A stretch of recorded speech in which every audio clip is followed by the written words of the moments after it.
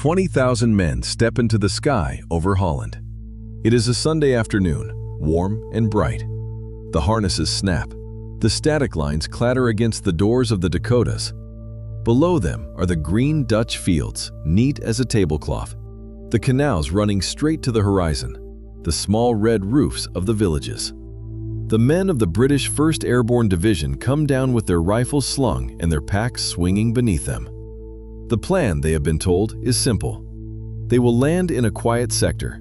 They will walk into the town of Arnhem. They will take a bridge over the lower Rhine and hold it for 48 hours, until the tanks of 30 Corps come up the road from the south. What they have not been told is that under the trees at the edge of those Dutch fields are 2 SS Panzer divisions. This is the story of the largest airborne operation in human history, and how it was lost in 9 days. To understand what happens at Arnhem, you have to understand the mood in the Allied camp in early September 1944. 3 months earlier, on the beaches of Normandy, the war had still felt difficult. Now, suddenly, it does not. Paris has been liberated. Brussels has been liberated. Antwerp has been liberated. The German army in the west is in pieces, streaming east through Belgium and the Netherlands, leaving burned vehicles and abandoned guns on every roadside. There is a giddy phrase running through Allied headquarters that autumn: home before the leaves fall.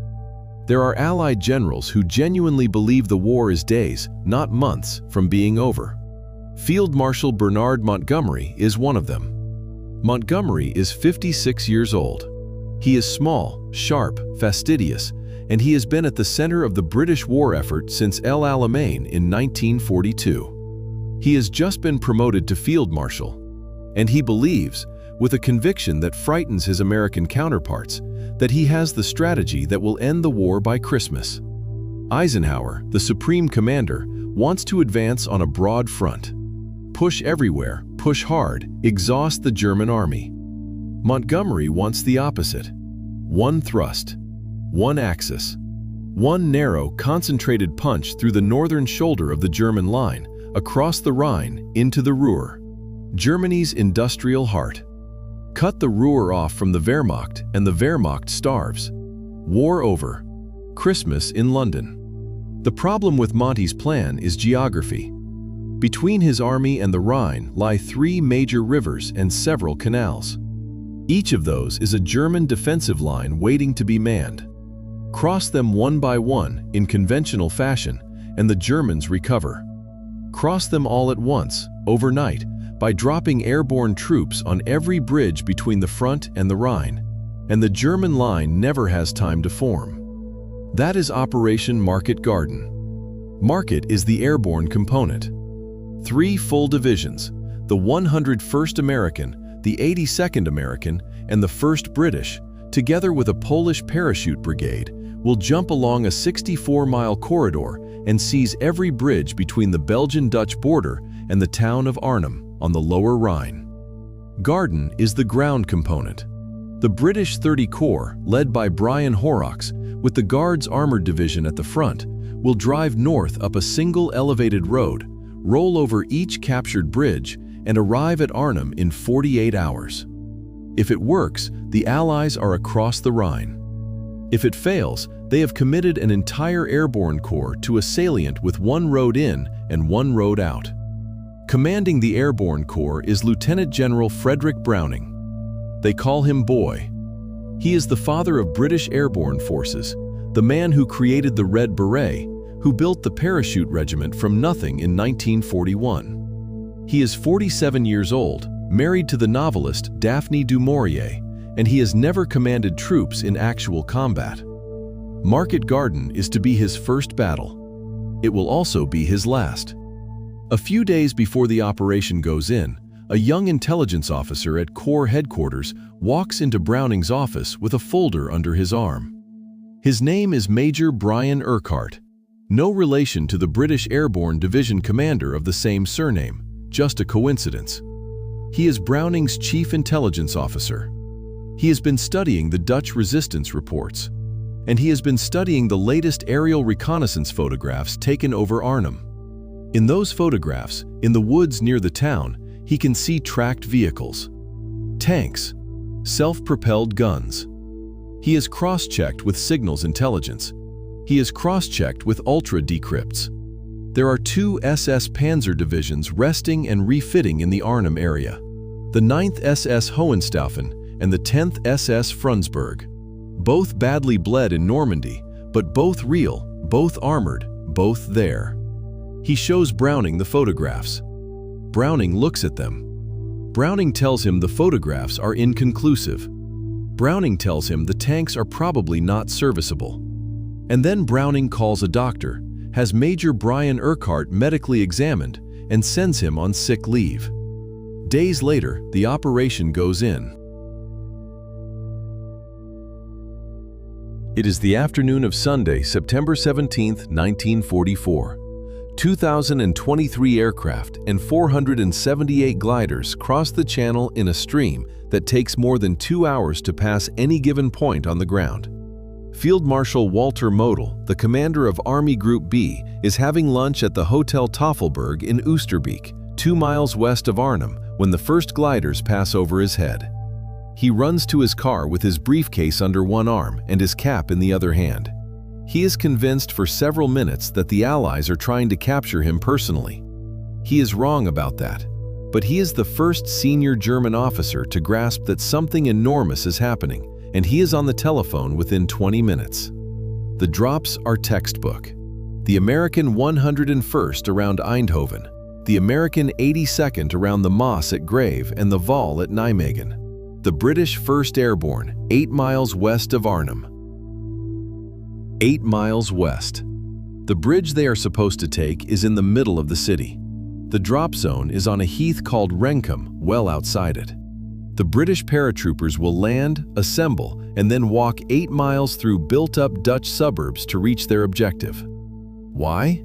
Because the Royal Air Force, planning the operation, looked at the flak batteries near the bridge and the marshy ground south of it, and decided the drop zones had to be where they were. Other officers argued. They were overruled. So on Sunday afternoon, 10,000 British paratroopers find themselves standing on a heath in their parade ground formations.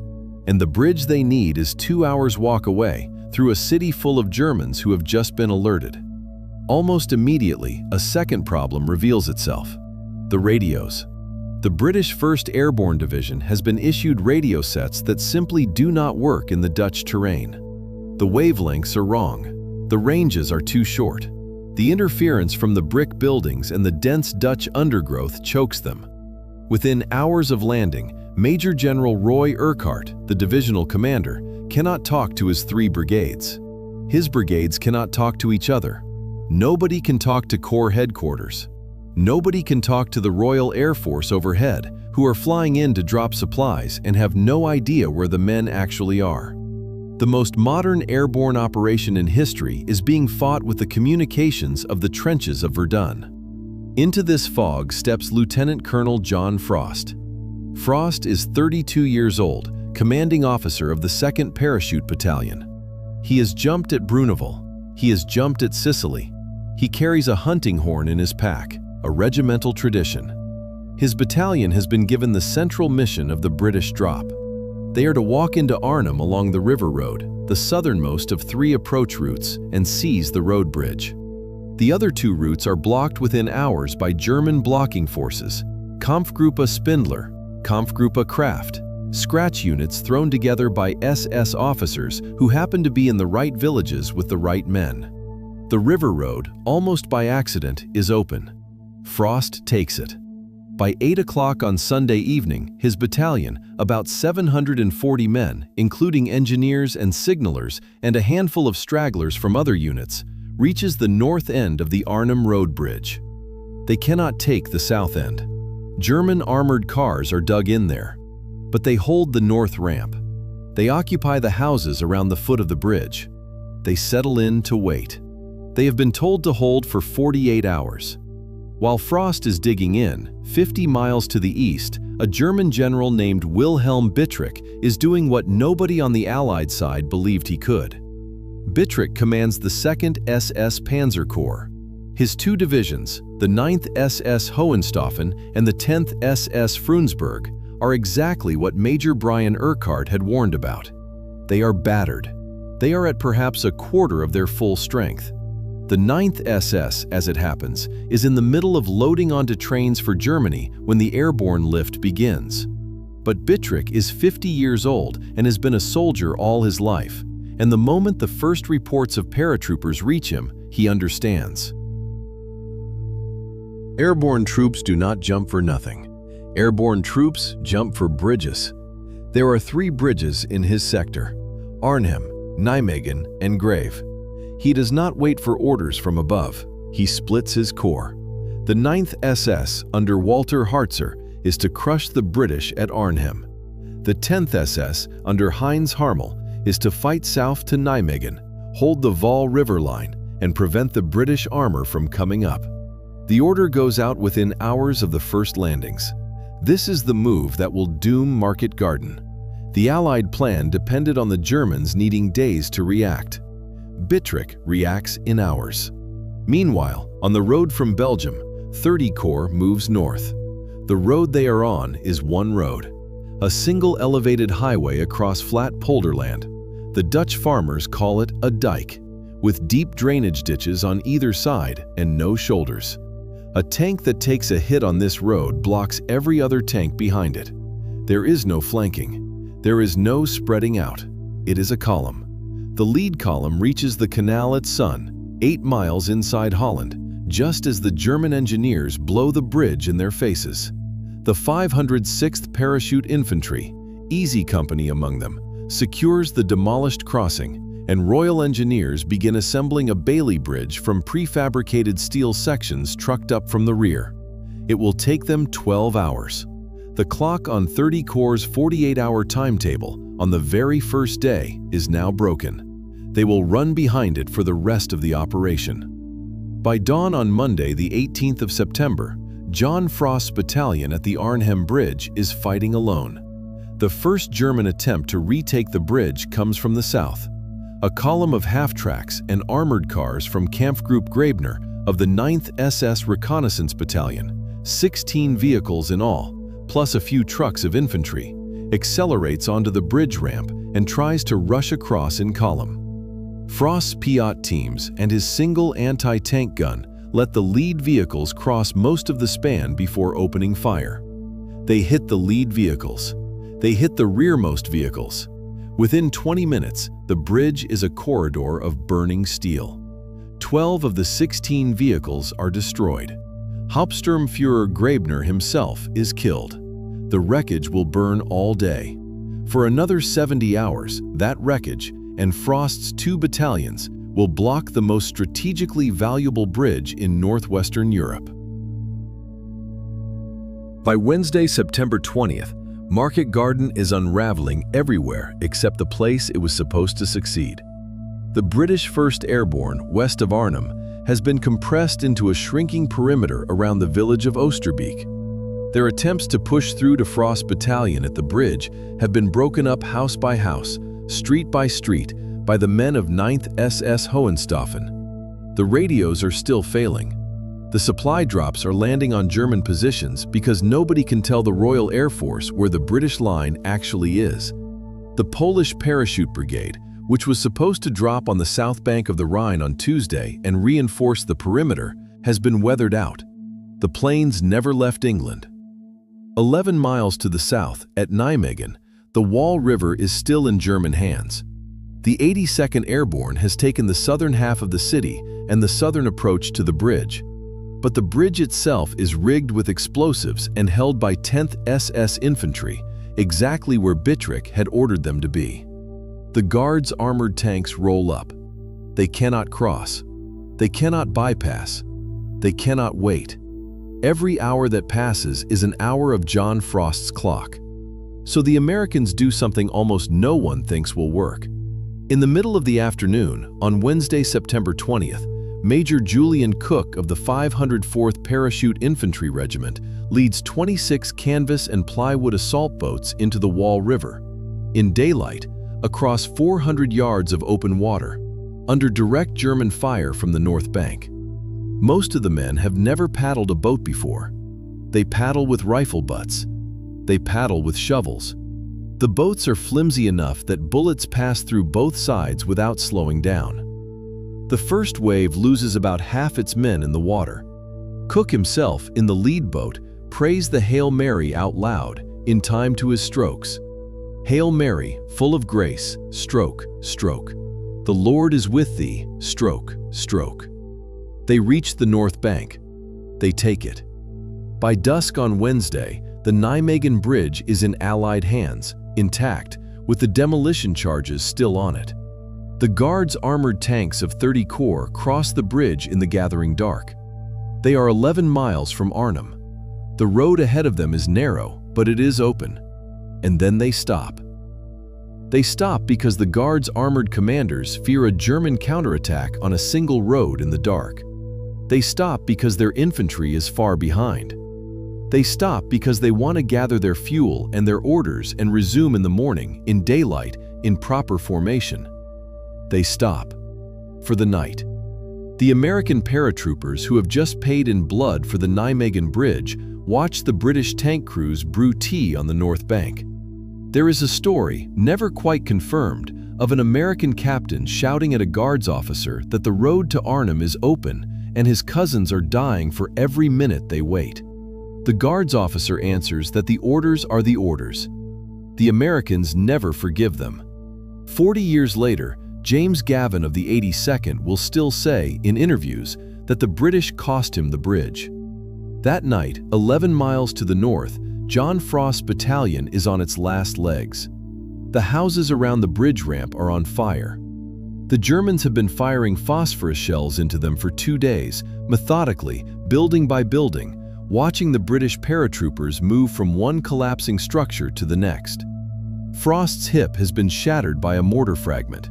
He is conscious, in pain, propped on a pile of rubble in a cellar, still giving orders. The medical situation is catastrophic. The field dressing station has been hit. The wounded are lying in the cellars of the houses that have not yet burned. Frost holds for one more night. At about 5 in the morning on Thursday, 21st September, with his ammunition gone and his wounded in the cellars and the buildings collapsing around him, Frost authorizes a white flag for the wounded and gives orders for the able-bodied to slip away. About 100 men try to escape into the rubble of Arnhem. Most are captured within hours. Frost himself goes into German hands. The bridge is German again. It has been 90 hours since they took it. They had been told to hold it for 48. When the survivors of the 2nd Parachute Battalion file past their captors that morning, the German officers, including officers of 9th SS, salute them. The German Divisional War Diary uses a single word for the British paratroopers at the bridge: tapfer, brave, valiant. The kind of word the Waffen SS that autumn did not throw around. For 4 more days, the rest of the 1st Airborne, what is left of it, fights on around Oosterbeek. The perimeter is 1 kilometer wide and 1.5 kilometers deep. Every street has been registered by German mortars. Every supply drop is landing on German positions. The men live in cellars and slit trenches. Major Robert Kane of the South Staffordshires, his face burned and one eardrum ruptured, hunts German tanks alone through the streets with a PIAT. Lance Sergeant John Baskyfield, shot through both legs, drags himself between 2 anti-tank guns, firing first one and then the other after his crew is dead. They will both be awarded the Victoria Cross, Baskyfield's posthumously. By the end of the week, 4 men of 1st Airborne will hold Britain's highest honor for valor. The 5th Victoria Cross of Market Garden goes to a young captain named Lionel Queripel, who covers his men's withdrawal with a handful of grenades and is never seen alive again. On the south bank of the Rhine, the Polish brigade has finally arrived at the village of Driel, opposite Oosterbeek. Stanislav Sosabowski, their commander, a man who had fought the Germans in 1939 and never stopped, looks across the river and asks for the ferry. The ferry is gone. Some say the Germans destroyed it. Some say the Dutch operator scuttled it. It does not matter. There is no ferry. The Poles cannot cross. By Monday, 25th September, Roy Urquhart and Boy Browning and Bernard Montgomery have all drawn the same conclusion. The 1st British Airborne Division cannot be relieved. It must be saved. The withdrawal is named Operation Berlin. That night, in pouring rain, by the muddy banks of the Lower Rhine, the survivors of the perimeter moved down to the river in single file. Faces blackened with boot polish, boots wrapped in rags to deaden footsteps. The wounded who cannot walk are left in the cellars under the white flag, with chaplains and medical orderlies who have volunteered to stay with them. There is no banner. There is no announcement. The Germans, 200 yards away, do not know they are leaving. British and Canadian engineers cross and recross the river in storm boats with muffled engines, ferrying men through the dark. German tracer fire arcs over the water at random intervals. The current is fast. Some of the boats capsize, and the men, exhausted, soaked, many of them wounded, are swept down the river and never seen again. By dawn on September 26th, of the 10,600 British and Polish paratroopers who had landed 9 days before, 2,398 are sitting on the south bank of the Lower Rhine in the rain. The rest are dead, captured, or hiding in Dutch attics and barns, where the people of Arnhem and Oosterbeek will keep them, at the cost of their own lives when discovered, for the next 8 months until the war ends. The accounting is not kind. Allied casualties at Market Garden total roughly 17,000 men in 9 days, more than the entire D-Day invasion suffered in 24 hours. The 1st British Airborne Division, the proudest division in the British Army, has been destroyed. Its loss rate is roughly 80%. It will not fight again as a division for the rest of the war. The bridge at Arnhem will not be taken by Allied forces until April 1945, 7 months later. The Germans, who were supposed to be a beaten army that autumn, have used 8 days, 2 understrength SS divisions, and a scratch defense to break the offensive that was supposed to end the war. The line they hold along the Lower Rhine that winter will not be crossed in force until the spring. There is also a price the British and American armies do not pay. The Dutch pay it. The Dutch government in exile in London had called a national rail strike on September 17th to support the Allied advance. When the advance fails, the strike continues. But the trains the Dutch are no longer running are the trains the Germans had been using to bring food into the Western Netherlands. The Germans retaliate with embargoes. The autumn turns into the winter the Dutch still call the Hongerwinter, the Hunger Winter. More than 20,000 Dutch civilians die of starvation and cold in the Netherlands the Allies had hoped to liberate. Tulip bulbs are eaten, sugar beets are stewed. The country the airborne troops had come to free will instead spend the coldest winter of the war waiting for an army that turned back at the Rhine. Bernard Montgomery, in his official report to Eisenhower a few weeks after the operation, calls Market Garden 90% successful. He uses the same phrase in his memoirs. He uses it for the rest of his life. Years later, Prince Bernhard of the Netherlands, whose country had paid that 10%, gives a famously bitter answer to a journalist who quoted Monty's line. "My country," the prince says, "can never again afford the luxury of another Montgomery success." Brian Urquhart, the intelligence officer who had the photographs, who walked into Browning's office with the evidence and was sent on sick leave for being right, survives the war. He goes to work at the United Nations. He becomes Under-Secretary General. He outlives nearly everyone else in this story and dies in 2011, 93 years old. He never quite stops being asked about Browning. He never quite forgives him.